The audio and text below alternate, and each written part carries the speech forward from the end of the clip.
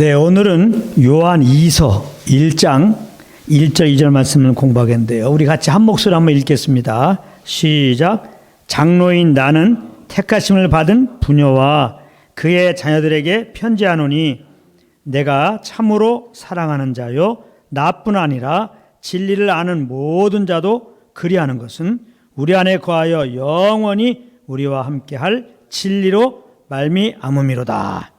아멘. 오늘 이 말씀을 공부하겠습니다. 오늘 말씀은 장로인 나는 그렇게 시작하는데요. 여기 장로는 바로 이 글의 저자인 사도 요한을 말하는 것입니다. 초대교회 때는 예수님의 제자들을 포함한 교회 리더들을 장로라고 불렀습니다. 그리고 택함을 받은 부녀와 그의 자녀들은 이 요한 2서의 수신자들로서 사도 요한의 리더십 아래에 있는 어떤 한 기독교 공동체의 성도들이라고 볼 수 있습니다. 그러니까 이들에게 편지를 쓴 이 요한 2서는 예수님을 구주로 모시고 있는 구원받은 모든 성도들에게 쓴 편지라고 해도 무방한 것입니다. 그런데 사도 요한은 성도들을 내가 참으로 사랑하는 자요, 나뿐만 아니라 진리를 아는 모든 자도 그리하는 것은 이라고 말합니다. 여기 진리를 아는 모든 자란 구원받은 모든 성도들을 말하고 있는 것인데요. 이 문장에서 가장 중요한 단어는 참으로입니다. 참으로.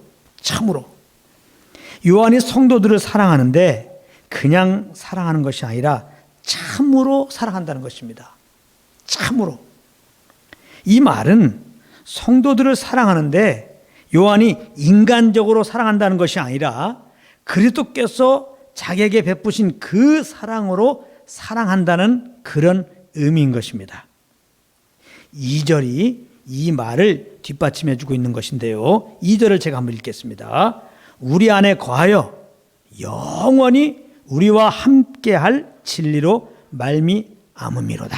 이렇게 말씀하고 있습니다. 이 말씀은 사도 요한이 그리고 진리를 아는 모든 자들이 자기의 리더십 아래에 있는 성도들을 사랑하게 된 이유를 말씀하고 있는 내용입니다. 사도 요한이 성도들을 사랑하게 된 이유는 뭐냐? 영원히 우리와 함께할 진리 때문이라는 것입니다. 이 영원히 우리와 함께할 진리는 그 진리 안에 있는 자들에게 형제를 사랑하도록 인도하는 것입니다. 그러므로 이 진리는 우리가 형제를 사랑하는 기초가 되는 것이죠. 그렇다면 우리와 함께할 진리가 무엇일까요? 구체적으로 한번 살펴본다면 그것은 우리가 요한일서에서 이미 공부한 바 있습니다. 잘 공부했는데요. 믿는 우리들은 형제를 사랑하는 자로 새롭게 된 자들이라는 것입니다. 이 진리입니다. 이 말씀이 굉장히 중요한 말씀이라고 제가 여러 번 말씀드렸는데요. 정말 중요한 말씀입니다. 다시 한번 잘 들어보시기 바랍니다. 요한일서 3장 14절 말씀입니다. 제가 한번 읽겠습니다. 우리는 형제를 사랑함으로 사망에서 옮겨 생명으로 들어간 줄을 알거니와 사랑하지 아니하는 자는 사망에 머물러 있느니라. 우리는 믿음으로 사망에서 옮겨 생명으로 들어간 자들입니다. 그런데 이 말씀에서 보면 형제를 사랑함으로 사망에서 옮겨 생명으로 들어간 줄을 알거니와 그랬습니다. 그러니까 이것이 무슨 말씀입니까? 믿음으로 사망에서 생명으로 들어간 우리들은 형제를 사랑하는 자가 되었다, 이 말입니다. 그래서 우리가 형제를 사랑할 수가 있는 것인데, 그래서 우리가 형제를 사랑할 때 내가 사망에서 옮겨 생명으로 들어간 자구나 분명하게 알게 된다는 그런 말씀입니다. 그러니까 우리가 꼭 알아야 할 것은, 우리가 형제를 사랑할 수 있는 것은 이 진리를 알고 있는 것이 전제가 된다는 것입니다. 나는 믿음으로 형제를 사랑하는 자가 되었구나. 이 진리를 모르고 하는 사랑은 내가 하는 사랑인지라 이것은 하나님이 받으시지 않으시는 것입니다. 왜냐하면 내가 하는 사랑은 주님과 상관없이 내가 좋아서 하는 것이고 내 영광을 위해서 하는 것이기 때문에 그렇습니다. 그러므로 믿음으로 구원받은 나는 형제를 사랑하는 자가 되었다는 이 진리를 아는 것이 너무나 중요한 것입니다. 물론 이것은 우리의 지혜로 알 수 없어요. 오직 성령님의 계시로, 성령님의 조명으로 아는 것입니다. 오늘 이 말씀 듣는 가운데 성령의 조명이 와서 이 진리를 다 아는, 경험하는, 맛보는, 마음판에 새겨지는 그런 은혜가 있기를 바랍니다. 구체적으로 말하자면 예수님이 우리를 사랑하신 그 사랑의 생명으로 우리는 거듭났기 때문에 그리스도 안에 있는 우리는 그리스도께서 우리를 사랑하신 그 사랑으로 형제를 사랑하는 자가 되었다는 것입니다. 이거 놀라운 사실 아닙니까? 본래 우리는 이기적이고 내중심적인지라 그러므로 나와 의견이 다른 사람을 만나면 이해가 안 돼요. 이해가 안 된다고. 거기다가 누군가 조금이라도 내게 해를 가하면 바로 원수로 여기고 그에게 배로 갚아주려고 했던 우리들인데 말입니다.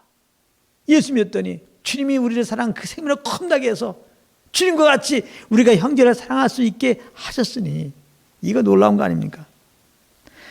하나님께서는 그런 우리들을 그리스도와 함께 십자가에 못 박아버리시고는 형제를 사랑하시는 하나님의 그 생명으로 우리를 새롭게 만드셨으니 너무나 감사하고 감사한 일이다. 그것입니다. 이것을 깨닫는 자는 그래서 너무나 감사한 것이죠. 그래서 오늘 사도 요한은 참으로 제가 아까 참으로 중요하다고 그랬죠. 참으로 즉 이 진리 안에서 자기 리더십 아래 있는 성도들을 사랑한다고 말씀한 것입니다. 또 진리를 아는 모든 자도 그리한다고 그렇게 말씀한 겁니다. 여기에는 우리도 포함되어 있는 것입니다. 우리 역시 주 안의 형제들을 이 진리 안에서 참으로 사랑하고 있는 것입니다. 우리는 서로 참으로 사랑하는 관계예요. 할렐루야. 그러므로 다시 한번 말씀드리지만 그리스도 안에 있는 우리가 누구인지를 아는 것이 너무나 중요한 것입니다.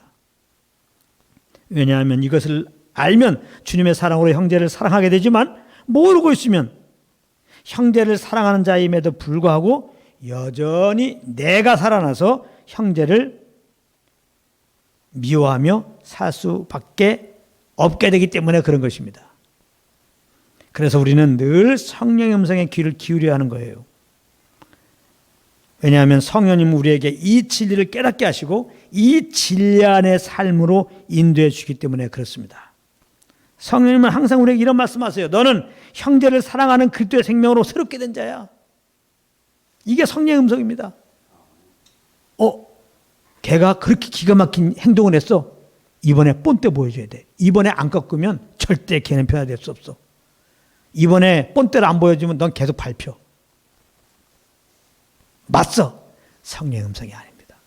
성령의 음성은 너는 형제를 사랑하는 그리스도의 생명으로 새롭게 된 자야. 그러므로 그 주님께서 베풀어 주신 그 사랑으로 형제를 사랑하는 것이 마땅한 것이야. 그리스도께서 너에게 어떠한 사랑을 베풀어 주셨니? 한번 생각해 보렴. 그렇게 한다 이 말이에요. 그래서 이 성령의 음성을 듣고 가만히 있어봐. 그리스도께서 나에게 베푼 사랑이 무엇이지 하고 생각하는 그 순간에 갑자기 저 연약한 형제를 말미암아 올라왔던 모든 혈기, 그런 원수 갚으려고 하는 마음이 싹 내려가고 이미 주님이 우리에게 베푸신 그 주님의 평강이 우리를 주장하게 되는 거죠. 그래서 우리가 형제를 대할 때 그리스도께서 우리를 사랑하신 그 십자가의 사랑이 기준이 되어 사랑할 수 있도록 성령님은 인도해 주시는 것입니다. 그리스도의 십자가의 사랑은 그 출발이 이해입니다. 이해. 이게 이제 하나님의 사랑의 특징이라고 볼 수 있어요. 다시 말하면 인간 세상에서는요, 이해가 없습니다. 그래서 싸우는 거예요. 주님은 우리를 만드신 분입니다. 그래서 우리의 연약함을 다 알고 계세요. 그래서 우리가 연약하여 범죄한 것을 이해하시고 우리를 구원해 주시려고 오신 것입니다. 이 부분이 인간들에게는 없는 것입니다. 사람들은 서로를 이해하는데 한계가 있어요. 내가 경험한 것, 내가 알고 있는 것, 그 이상은 이해하려고 해도 이해할 수가 없어요, 사람은. 그래서 누가 내게 이해할 수 없는 잘못된 행위를 보면 어쩔 수 없이 나는 그러고 싶지 않은데 왜 저러지? 하면서 판단을 하게 되고 정죄할 수밖에 없는 것입니다. 어쩔 수 없어요. 이게 사람의 한계입니다. 그러므로 우리는 형제를 사랑하신 그 그리스도의 생명으로 새롭게 된 우리는 그리스도의 이해로 이해하게 하시고 그렇게 인도하시는 성령의 인도함을 따라야 하는 것입니다. 그런가 하면 그리스도의 십자가의 사랑은 우리의 허물을 담당한 것입니다. 이 사랑이 인간 세상에는 없어요. 예수님은 죄를 알지도 못하신 분이십니다. 그러므로 십자가를 지실 이유가 없으신 분입니다. 예수님이야말로. 그런데 십자가를 지신 것은 바로 우리의 허물을 대신 담당해 주셨기 때문에 그런 것입니다. 우리의 죄로 예수님이 달리신 거예요. 이런 사랑은 인간에게는 없습니다. 사람은 친구의 허물을 드러내면 드러냈지 그 허물을 자기가 대신 담당함으로 그 허물로 말미암는 비난을 자기가 기꺼이 받기를 좋아할 자는 아무도 없습니다.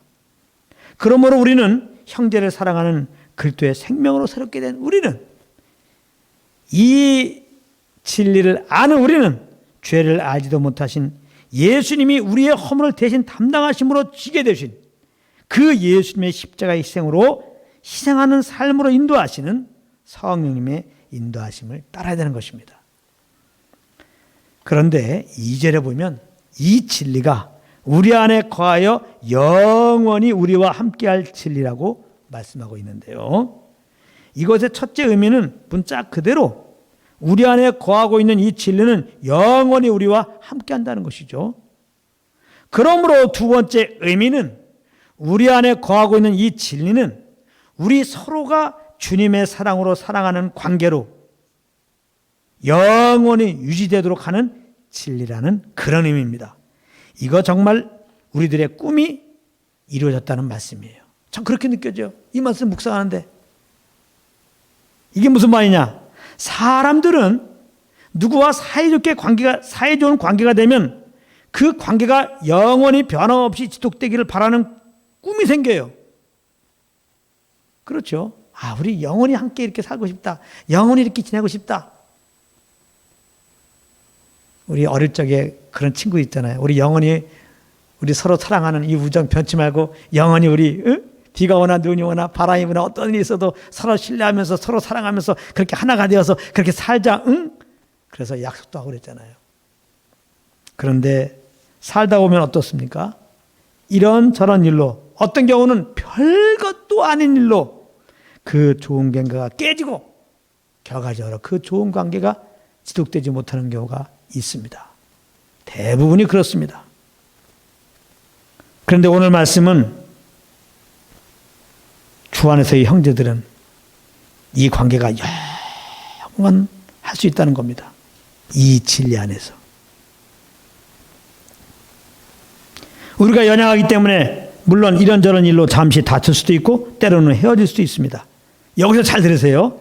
그러나 이미 우리 안에 이 진리가 있는 이상 우리는 사실상 헤어질 수가 없는 관계가 된 것입니다.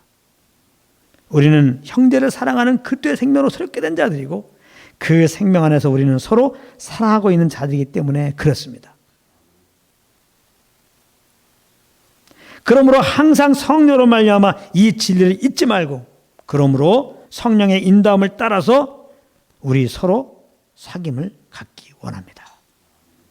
그렇다면 이 사귐은 영원한 사귐이에요. 그리고 이 사귐은 또한 하나님과 더불어 누리는 사귐이라고 요한일서 1장 3절은 증가하고 있습니다. 읽어보겠습니다. 우리가 보고 들은 바를 너희에게도 전함은 너희로 우리와 사귐이 있게 하려 함은 우리의 사귐은 아버지와 그 아들 예수 그리스도와 더불어 누림이라 그랬습니다. 다시 말하면 우리를 사랑하신 그 예수님의 생명을 겁나 우리들, 그러므로 성령으로 말미암아 이 사실을 알고 나는 그동안 날 사랑한 사랑으로 형제를 사랑하는 자가 되었구나, 이것을 딱 알고 성령을 쫓아서 주님이나 사랑한 그 사랑으로 형제를 딱 사랑하는 그러한 교제를 하게 되면은 바로 그게 천국이라는 거예요. 그렇게 교제할 때 거기가 천국이라는 거예요. 할렐루야.